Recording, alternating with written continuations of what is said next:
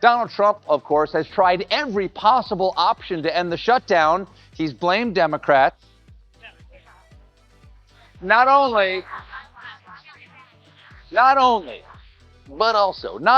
is Trump not trying to negotiate an end to the shutdown, he's now using it as a way to squash things he doesn't like, touting his shutdown as an unprecedented opportunity to cut more Democratic priorities. Hatred of immigrants, contempt for the truth, greed, and the abuse of power. We are fighting those same evils today. And we need to be clear, shamelessness is not and will never be a superpower. It is the mark of a villain. Kidnapping children is not what great nations do. Stephen Colbert and Jim Carrey don't just make fun of President Donald Trump.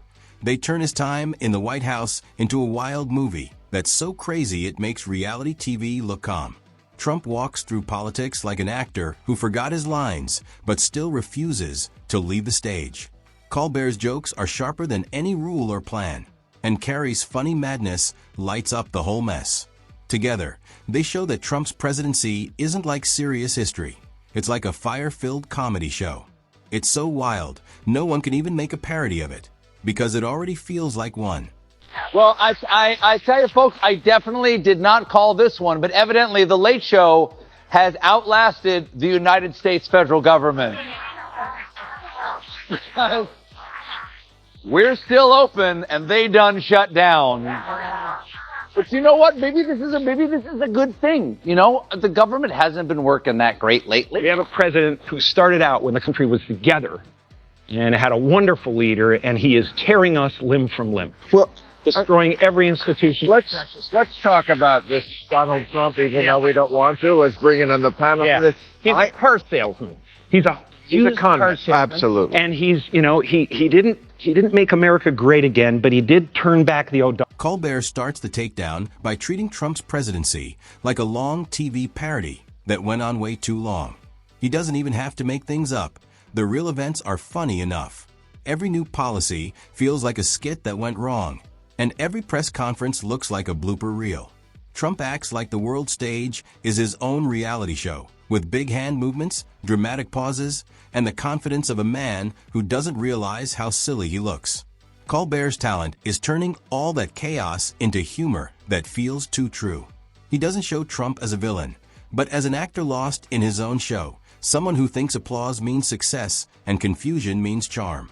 Government shutdown. This has happened many times before, even since we've been doing this show. There's a process that you follow. When a shutdown starts, people are what's called furloughed, okay? They don't come to work, they're not paid, but when the shutdown's over, everyone gets their job back, often with back pay. But now, Trump is threatening to use this excuse to fire a whole bunch more people from the federal government, posting, "Republicans must use this opportunity of Democrat forced closure to clear." Jim Carrey takes that idea and blows it up in the best way. His comedy is loud, wild, and perfect for the cartoon-like version of Trump he plays. He turns every angry outburst into a performance, and every tantrum into a funny scene. When Carrey copies Trump, it's not just a joke, it's a truth bomb. He shows Trump's big gestures, his need for praise, and his obsession with how things look, all turning into pure comedy gold. It's like Carrey has found his dream character in Trump, who already acts like an over-the-top cartoon. Carrey doesn't need to invent jokes. He just shows reality honestly, which is funnier than the news. Almost half of America at this moment believes there is a sinister deep state diabolically plotting to what? Give them health care? We in America are misinformed. Reality shows have warped our idea of what a hero is, or what. Together, Colbert and Carrey make Trump's presidency look like a movie written by chaos itself. Their jokes hit hard because they're true. Trump's way of leading feels like it's stuck between a stand-up comedy act and a frozen pause. He makes decisions like a comedian making things up in front of a crowd he doesn't understand, turning serious problems into one-liners. Colbert shows how each new scandal feels less like a plan and more like a bad improv act gone wrong. Their comedy doesn't even need exaggeration. The situation creates its own jokes. Keep in mind, my friends, Republicans control all three branches of government, including both chambers of Congress. Somehow, none of this is their fault. The Democrats should know that they put the White House and the president in this position. And if they don't want further harm on their constituents back home, then they need to reopen the government. It's very simple. Pass the clean continuing resolution, and all of this goes away. Wow, that is weirdly threatening. Carrey takes that same crazy energy and shows how Trump's personality eats up all logic. He's not really a leader. He's a walking brand that can't stop talking. Every time he speaks, it's just to advertise himself. Every mixed-up statement becomes a show of confidence. Colbert's jokes match Trump's chaos, but with smart purpose. Where Trump accidentally becomes silly, Carrey does it on purpose, to make people see clearly. He exaggerates things not just to make people laugh, but to make them understand, showing how silly things have become by reflecting them right back. Jim Carrey takes on Donald Trump. This whole thing has brought back my 8-year-old self. It's been a gift from God. It's like literally like brought me back to 8 years old, where I used to sit in my room. Trump is toast. Yeah, man. And so you just kind of digest the news. It's an affirmation. Robert Mueller putting the squeeze on the president. Just to relieve the stress. You know what I mean? Colbert digs into how Trump sees himself. Even though he's the president, he still acts like a man trying to stay famous, like the Oval Office is just another TV studio. Colbert points out how Trump's obsession with ratings makes government announcements feel like TV ads. Each new plan looks more like a show preview than real work. Trump's only rule seems to be, keep the cameras rolling. Colbert doesn't have to make up jokes. The White House writes them every day. By 2025, Trump's presidency feels like both a show and a survival act. Between rallies and TV fights, America has gotten used to being ruled like an audience. Colbert laughs at how press briefings now look like late-night monologues, complete with applause and confusion. He shows how the president treats real problems like stage drama. Politics and parody are now the same thing, and Colbert just stands there, laughing at how people still cheer. Not everything gets defunded and shut down. For instance, Trump's military deployments to major cities will continue, as will his immigration crackdowns and deportations. Come on, why are we keeping only the unpopular parts of government? You don't see Disney launching a new Star Wars spinoff, Baby Jar Jar? Trump administration is using some taxpayer-funded government websites to push their own political messaging. Many are saying is illegal. Jim Carrey takes that same idea and paints it literally. His art is loud, colorful, and feels almost magical. His drawings of Trump's world are like warnings painted with emotion. His art and Colbert's words both say the same thing. Trump turned craziness into a way of ruling. Every meltdown is a show, and every mixed-up message becomes content. Trump doesn't really lead.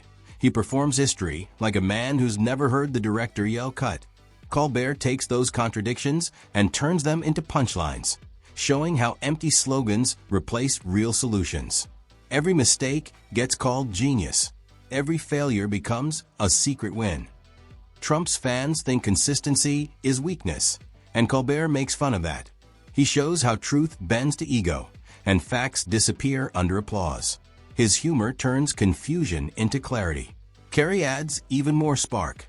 His mockery feels almost cosmic. He paints Trump like a cartoon character who ran away from a comedy sketch and accidentally became president. To Carrey, Trump's time in office isn't a tragedy. It's slapstick comedy for the world. His wild exaggerations tell truths no expert could. Trump's biggest trick, Carrey says, is making people forget what's real. But Carrey doesn't mock to be cruel. He mocks to remind people of the truth. Never. You want to see something interesting? Everybody is saying, well, not everybody's. I sound like Trump now. Everybody's saying. Everybody's saying. Go ahead, here, saying. Go ahead, you're saying it. The voices in my head are saying. Yeah. People are saying. That's it. Yeah, I was on the receiving end of one of the tantrums. I met with him twice.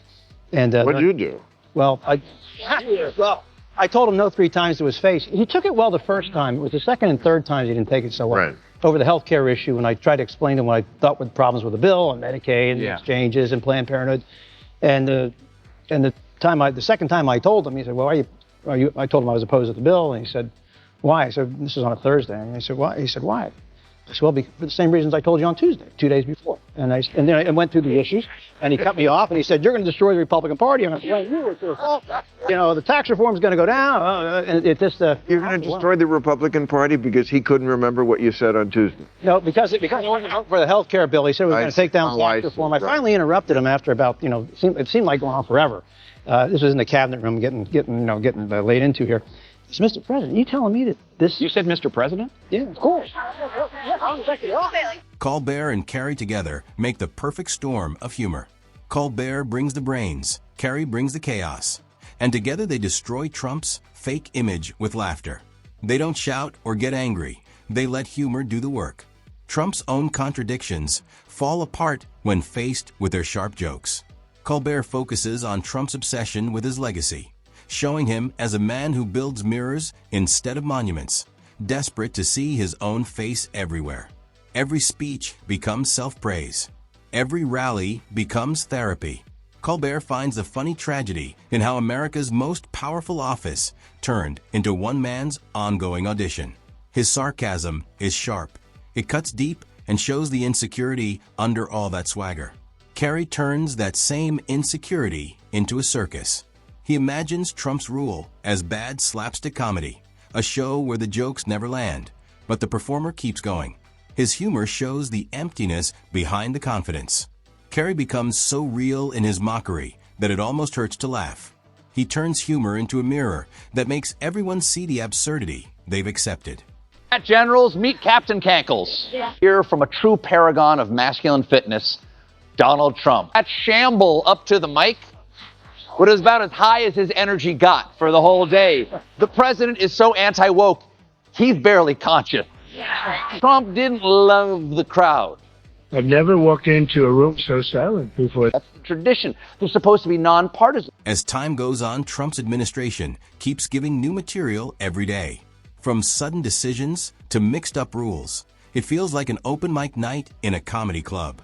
Colbert watches in disbelief and turns it all into jokes that also tell the truth. He makes fun of how Trump measures success by social media likes instead of real results. While the economy shakes and allies drift, Trump celebrates tweets like their world victories. Colbert just needs to describe it rhythmically. The truth itself is the joke. Carrey takes each new scandal and makes it theater. His acting mixes parody with performance art. When Trump blames others, Carrey acts it out with wild faces and big gestures, showing a man who hates responsibility. It's comedy that tells the truth. Colbert and Carrey both understand one thing. Trump's real power isn't politics, it's performance. He wins not through facts, but by being loud. Every crisis becomes a scene in his never-ending show. Colbert uses irony to show it. Carrey uses exaggeration to destroy it. Together, they pull away the fake mask and show the pure nonsense underneath. Generals, meet Captain Cankles. Here from a true paragon of masculine fitness, Donald Trump. At Shamble up to the mic, what is about as high as his energy got for the whole day. The president is so anti-woke, he's barely conscious. Trump didn't love the crowd. I've never walked into a room so silent before. That's the tradition. They're supposed to be nonpartisan and sit there stone-faced. It's like doing stand-up for Easter Island heads. If you don't like what I'm saying, you can leave the room. Roger that. Colbert looks at how Trump deals with other world leaders. Every meeting looks like a contest for attention, not diplomacy. Every summit is like a reality show audition. Colbert jokes about how Trump's leadership feels more like TV drama than real strategy. His humor works because it's true.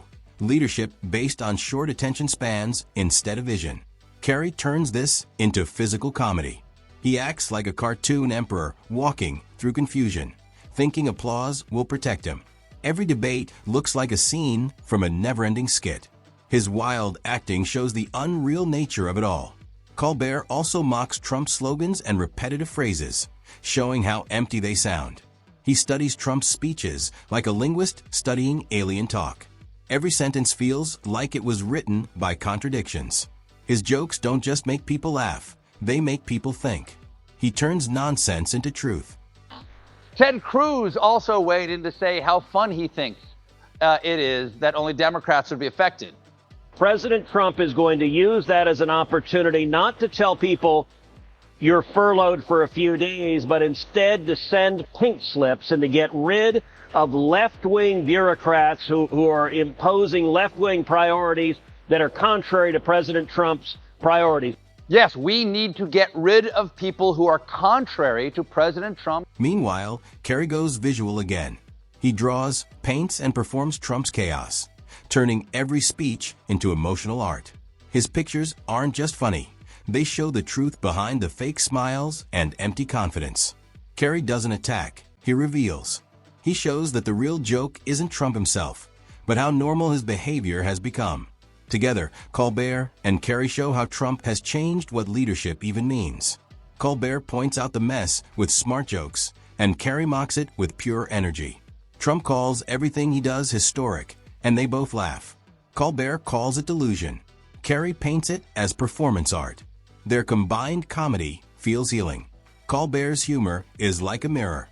Carrey's is like a hammer smashing through that mirror. Colbert studies. Carrey performs. Together, they take Trump's powerful image and break it apart. His showman style can't survive against two people who know real theater better than him. Colbert ends his shows with tired laughter, not anger, just exhaustion.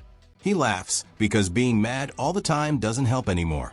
He knows Trump's real power is chaos, so he uses humor to calm it. Carrey turns that same frustration into creativity, painting, performing, and laughing through the madness. Watch this week. What I kept thinking was, it all comes down to this case of narcissistic personality disorder. We've all talked about it since you've been on the public scene. But we see it in real time. Somebody really unraveling, spiraling toward madness. So I'm an asshole? Is that what you're trying to say? No. You're talking. In the end, their impact is massive. The president who used to control the news is now just a joke in it. Colbert's smart jokes and Carrey's wild energy expose Trump's flaws in a way no hate could. Humor becomes the truth teller. Colbert says history will remember this time not as a strong era, but as a strange experiment, when performance replaced real leadership. Trump's biggest legacy, Colbert says, is proving that charisma without skill isn't leadership. It's theater without direction. His jokes sound like predictions wrapped in laughter. Carrey ends not with words, but with a powerful image. Trump standing alone on stage after the lights go out, still thinking the show isn't over. It's the perfect ending for a man who can't tell what's real. When Colbert and Carrey finish, what's left isn't just laughter, it's truth. Trump's presidency, once loud and rebellious, becomes a warning about unchecked ego. Their humor shows that history doesn't remember who's loudest, it remembers who's wisest. They didn't just make fun of Trump, they freed reality from his act. The laughter that follows isn't just funny, it's relief. And in the end, history gets the last laugh.